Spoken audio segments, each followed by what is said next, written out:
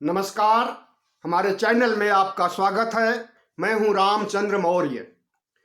साथियों, भारतीय राजनीति में घमासान छिड़ा हुआ है एक विवादित बयान को लेकर के, और वो बयान दिया है राजा पटेरिया ने, जो दिग्विजय सिंह सरकार में मंत्री रह चुके हैं, कांग्रेस के नेता ने। उन्होंने आज पन्ना में एक जनसभा को संबोधित करते हुए कहा कि मोदी चुनाव खत्म कर देगा, मोदी जाति भाषा धर्म के आधार पर बांट देगा, दलित अल्पसंख्यक पिछड़ों का जीवन खतरे में है, अगर संविधान को बचाना है तो मोदी की हत्या में तत्पर हो जाओ। बस इसी बयान के बाद भारतीय जनता पार्टी, आरएसएस और भारतीय जनता पार्टी की आईटी सेल घमासान की स्थिति उत्पन्न कर दी है पूरी भारतीय राजनीति में। साथियों, प्रधानमंत्री की हत्या के बारे में सोचना या किसी भी संवैधानिक पद पर बैठे हुए व्यक्ति की हत्या के बारे में सोचना, एक असंवेदनशील, मानसिक विकलांग, मानसिक बीमार आदमी ही ऐसा सोच सकता है। भारत देश में चाहे भले ही राजनीतिक दुश्मनी हो, भले ही एक दूसरे के कट्टर विरोधी हो, भले ही विचारधाराओं में बहुत बड़ा अंतर हो, लेकिन ऐसे बयान एक संवेदनशील व्यक्ति को या एक नेता को नहीं देना चाहिए। जिस देश में आए दिन सांप्रदायिक ध्रुवीकरण के चलते मुसलमानों की हत्या होती है, मॉब लिंचिंग होती है, और आपने देखा था कि दिल्ली दंगों के दौरान किस किस तरह के बयान आए थे, गोली मारो सालों को, देश के गद्दारों को। तो इस तरह के बयान में न सिर्फ भारतीय जनता पार्टी को महारत हासिल है, बल्कि कांग्रेस को भी महारत हासिल है। और कांग्रेस के लोग इन्हीं विवादित बोल के चलते गुजरात चुनाव को बुरी तरह से हार चुके हैं। मल्लिकार्जुन खड़गे ने जिस तरह से रावण की संज्ञा दिया प्रधानमंत्री नरेंद्र मोदी को, मधुसूदन मिस्त्री ने जिस तरह से प्रधानमंत्री नरेंद्र मोदी को अपशब्द बोले थे और उन्हें औकात दिखाने की बात कही थी, उसी प्रक्रिया में हालांकि चुनाव गुजरात का संपन्न हो चुका है, लेकिन अगर पन्ना जिले में मध्य प्रदेश के कोई मंत्री रह चुका व्यक्ति इस तरह की बात करे तो वो गले से नहीं उतरती है। साथियों, प्रधानमंत्री नरेंद्र मोदी के विरोधी बहुत से हैं।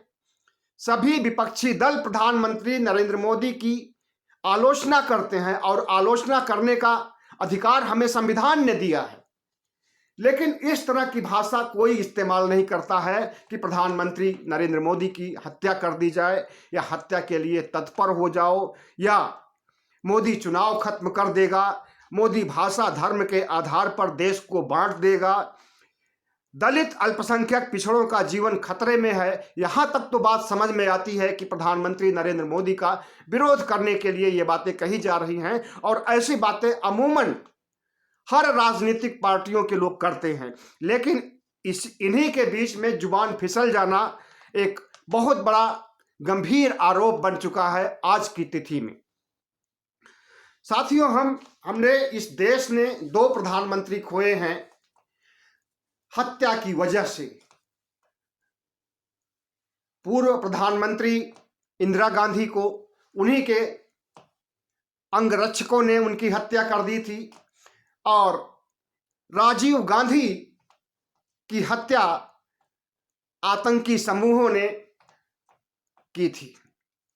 तो ऐसे मामलों को में ऐसे विवादित बोल को बोलने से पहले 3 बार सोचना चाहिए कि जो हम बोलने जा रहे हैं क्या वो सही है, और जो हम बोल रहे हैं प्रधानमंत्री नरेंद्र मोदी के खिलाफ क्या प्रधानमंत्री मोदी जो छोटी छोटी बातों को लपक लेते हैं और उसको राजनीतिक मुद्दा बना देते हैं, गुजरात चुनाव में यही सब हुआ है।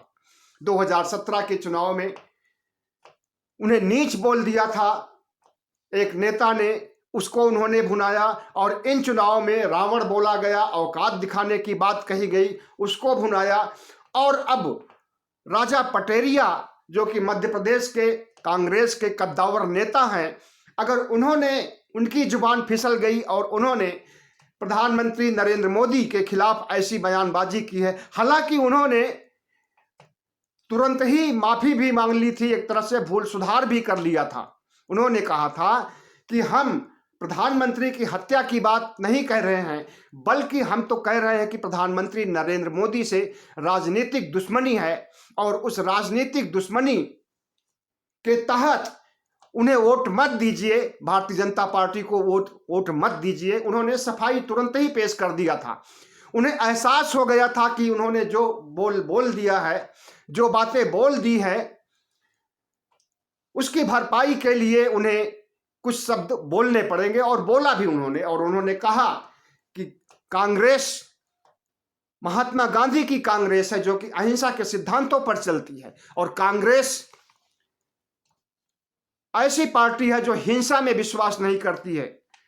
महात्मा गांधी की और विपक्ष के लोगों ने, भारतीय जनता पार्टी के लोगों ने कहा कि अब कांग्रेस महात्मा गांधी की कांग्रेस नहीं रह गई है, इटालियन की कांग्रेस हो गई है, मुसोलिनी वाली। मुसोलिनी जो इटली का हिटलर मतलब फासिज्म का बढ़ावा देने वाला शासक था, उसकी तुलना सोनिया गांधी से कर दी गई। तो साथियों, एक तरफ से इस तरह से जहर उगला जाएगा तो दूसरी तरफ से उसकी प्रतिक्रिया तो होनी ही है।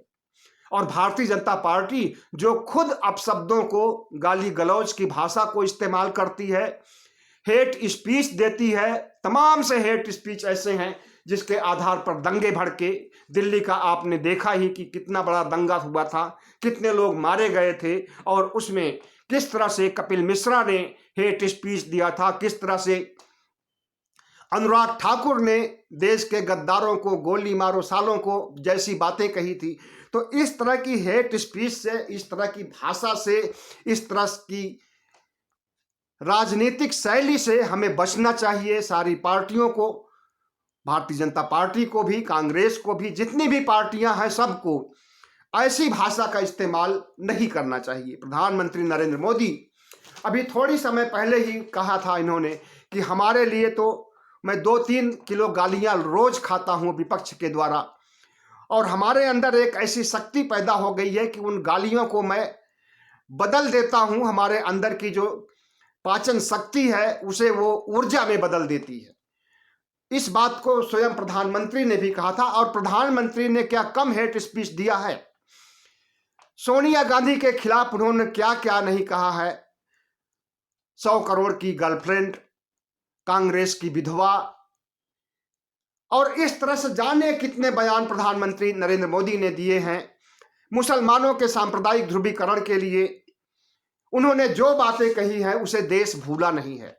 तो इस तरह से हेट स्पीच और गंदी भाषा का इस्तेमाल न सिर्फ कांग्रेस करती है, बल्कि भारतीय जनता पार्टी भी इसमें, उसको भी महारत हासिल है। सुबोध कांत सहाय ने कभी कहा था प्रधानमंत्री को हिटलर। हालांकि हिटलर तो आमतौर पर लोग कहते हैं, पत्रकार लोग भी, विश्लेषक लोग भी हिटलर कहते हैं, क्योंकि हिटलर जैसी उनकी नीतियां हैं, हिटलर जैसी उनकी सोच है, और हिटलर जैसी उनकी फितरत है। लेकिन नाना पटोले ने भी जिस तरह से बयान दिया था कि मार डाल सकता हूं नरेंद्र मोदी को, वो भी गलत था। और जो आज का बयान है ये भी गलत ही है। हालांकि उन्होंने सुधार कर लिया है, FIR दर्ज हो चुकी है, लेकिन हमें लगता है कि कोर्ट इसमें, चूंकि उन्होंने तुरंत अपने भूल सुधार कर लिया था, इसलिए कोर्ट इस पे उन्हें सजा नहीं सुना सकती है। और हमें तो लगता है कि जैसे पूरे कुएं में ही भांग पड़ गई है। भारतीय राजनीति की दशा और दिशा किस तरफ जा रही है उसे आप अच्छी तरह से समझ सकते हैं कि एक तरफ से कीचड़ उछाला जाता है और दूसरी तरफ से भी कीचड़ उछाला जाता है। एक तरफ से गालियों का इस्तेमाल किया जाता है, दूसरी तरफ से भद्दी भद्दी गालियों का इस्तेमाल किया जाता है। तो इस देश में जो कुछ हो रहा है, राजनीतिक दुश्मनी को जिस तरह से निभाया जा रहा है, बहुत ही दुर्भाग्यपूर्ण है। और अब गोदी मीडिया क्या कह रहा है कि जितना ही कीचड़ उछालोगे उतना ही कमल खिलेगा। हालांकि इस बात में काफी सच्चाई भी है। भारतीय जनता पार्टी के लोग पहले कीचड़ खुद उछालते हैं, उसके बाद जब उनके खिलाफ कीचड़ उछाला जाता है तो उसका वे राजनीतिक फायदा उठाना चाहते हैं। और इस काम में प्रधानमंत्री नरेंद्र मोदी से ज्यादा किसी को महारत हासिल नहीं है। पंजाब चुनाव के दौरान भी प्रधानमंत्री नरेंद्र मोदी ने खुद कहा था कि उनकी हत्या के लिए साजिश रची गई है। उन्होंने पता कर लिया कि पंजाब में जहां पर वे भाषण देने के लिए जा रहे हैं, चुनाव प्रचार करने के लिए जा रहे हैं, वहां पर भीड़ बिल्कुल नहीं इकट्ठा है, 700 लोग भी वहां पर नहीं हैं। तो उन्होंने बहाना किया कि किसान उनके काफिले को रोक दिए और उनके लिए खतरा उत्पन्न कर दिए, इसलिए वे लौट करके दिल्ली चले आए और भाषण देने के लिए गंतव्य भाषण स्थल पर नहीं जा सके। और उन्होंने जिस तरह से उस समय पंजाब के मुख्यमंत्री को, चन्नी को घेरा था, वह भी आपको याद ही होगा। मोदी जी के काफिले को अक्सर एम्बुलेंस के लिए रास्ता दे दिया जाता है। अब यह रास्ता एम्बुलेंस के लिए दिया जाता है। मान लीजिए उस एम्बुलेंस में आतंकवादी बैठे हैं और वे प्रधानमंत्री मोदी को निशाना बनाना चाहते हो, तो ऐसा क्यों किया जाता है? प्रधानमंत्री संवैधानिक पद है, देश के प्रमुख हैं, देश के राजा हैं, देश को शासन चलाने के लिए उन्हें जनता ने चुना है और उनके काफिले को एम्बुलेंस से ज्यादा महत्व दे दिया जाता है। एम्बुलेंस का ज्यादा महत्व दे दिया जाता है, प्रधानमंत्री नरेंद्र मोदी के काफिले को कम महत्व दिया जाता है। ऐसा नहीं होना चाहिए। लेकिन ये जो एम्बुलेंस वाली बात है, ये तो भारतीय जनता पार्टी की सोची समझी रणनीति है। एम्बुलेंस भी खुद ही भेज रहे हैं और प्रधानमंत्री नरेंद्र मोदी का काफिला भी खुद ही संवार रहे हैं, देख रहे हैं। तो इसके तो वीडियो वायरल हो चुके हैं कि एम्बुलेंस कहाँ खड़ी थी और कहाँ से वो चली और कहाँ प्रधानमंत्री नरेंद्र मोदी के काफिले ने उन्हें अवसर दिया आगे जाने के लिए। इसका तो खुलासा भी हो चुका है, इसका तो भंडाफोड़ भी हो चुका है। और एम्बुलेंस की घटना एक बार नहीं, गुजरात चुनाव के समय 2 बार ऐसी घटनाएं हो चुकी हैं कि प्रधानमंत्री नरेंद्र मोदी एम्बुलेंस को जाने की सुविधा देते हैं और यह दिखाना चाहते हैं कि वह मरीजों के प्रति, अस्पताल जा रहे पेशेंट के प्रति कितना संवेदनशील है, कितना उनके बारे में सोचते हैं, कितना दयावान है। यही दिखाने के लिए प्रधानमंत्री नरेंद्र मोदी ने यह सब षड्यंत्र रचा था एम्बुलेंस का। लेकिन जिस तरह से हमारी राजनीतिक पार्टियां, कांग्रेस भी पीछे नहीं है हेट स्पीच में और गाली गलौज में और इस तरह के बयानबाजी में, जो कि देशवासियों को भी क्षुब्ध कर दे, परेशान कर दे, हैरान कर दे, ऐसी बयानबाजी से बचना चाहिए सभी पार्टियों को। और आपको पता होना चाहिए कि हाथरस में किस तरह से एक बच्ची को बलात्कार के बाद रातों रात इस सरकार ने जला दिया था, योगी सरकार ने। किसानों को किस तरह से लखीमपुर खीरी में कुचला गया था। बिल्किस बानो कांड में किस तरह से अपराधियों को रिहा कर दिया गया, उन्हें फूल माला पहनाया गया। तो जिस तरह से भारतीय जनता पार्टी धर्म के आधार पर और संप्रदाय के आधार पर, भाषा के आधार पर बंटवारा करती है, ऐसे बंटवारे से दलितों को, अल्पसंख्यकों को, पिछड़ों को और आदिवासियों को संबोधित करते हुए अगर राजा पटेरिया ने गलत बयानी कर दी है तो हमें लगता है कि उन्होंने माफी भी मांग लिया है, तो इस पर FIR भी वापस होनी चाहिए और उनके खिलाफ कोई कार्रवाई नहीं होनी चाहिए। क्योंकि इस तरह की हेट स्पीच, इस तरह की बयानबाजी, इस तरह की गाली गलौच हमारी आज की राजनीति में, आज की सियासत में बहुआयामी हो चुकी है और सारी पार्टियां इसका इस्तेमाल कर रही हैं। भारतीय जनता पार्टी कुछ ज़्यादा ही इस्तेमाल करती है और उन इस्तेमाल करने वालों में गृह मंत्री भी हैं। अभी इन्होंने बयान दिया था गुजरात चुनाव के दौरान कि 2002 के दंगों के समय उन्हें ठीक कर दिया गया था, इसलिए उसके बाद से अब दंगे नहीं हो रहे हैं। और उन्होंने जिस तरह से संवैधानिक चुनावी आचार संहिता को ध्वस्त करते हुए ऐसे बयान को दिए थे, चुनाव आयोग ने भी बहुत देर से आकर अपनी टिप्पणी की और कहा कि यह चुनाव आचार संहिता के दायरे में नहीं आता था, क्योंकि यह अपराध अमित शाह ने किया था। और दूसरी तरफ नरेंद्र मोदी जब वोट देने के लिए जाते हैं तो 2.5 किलोमीटर का जुलूस लेकर के जाते हैं, लोगों को हाथ दिखाते हुए जाते हैं, संबोधित करते हुए जाते हैं वोट देने के लिए। उनके खिलाफ भी चुनाव आयोग ने कोई भी संज्ञान नहीं लिया। तो साथियों, इस देश में हेट स्पीच, गलत बयानी या फिर मुसलमानों के खिलाफ मॉब लिंचिंग, मुसलमानों के नरसंहार की बात और धर्म और भाषा के आधार पर बांटने की बात, संविधान को नजरअंदाज करने की बात, लोकतंत्र को ध्वस्त करने की बात अगर कोई कर रहा है, इस काम में कोई किसी को महारत हासिल है, तो वो है भारतीय जनता पार्टी। और ऐसे देश विरोधी गतिविधियों से अगर किसी राजा पटेरिया के मुंह से ऐसे बयान निकल आते हैं और वो माफी भी मांग लेता है, तो निश्चित रूप से उसे माफ कर देना चाहिए। और इसके